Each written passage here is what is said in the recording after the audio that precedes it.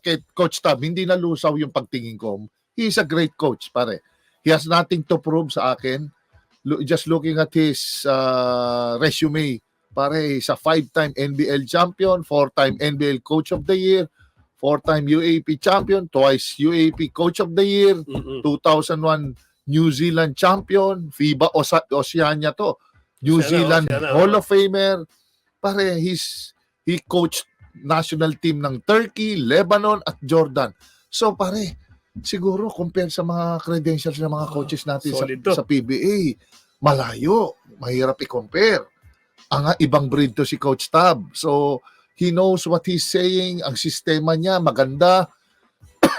Talagang it's just the talent out there, yun lang ang talaga ang naging setback. Hindi mahina, it's just compared sa iba, talagang kulang lang. It takes time to develop ang system at marami silang key players na nawala. Remember yung Amos, napunta sa ibang team, napunta sa ibang team. Si Dwight Ramos, na supposed to be dapat pinapakinabangan ng Ateneo yun, nawala sa kanya during his time, nagpunta ng Japan. So maraming na-poach, maraming nawala, maraming nag-pro.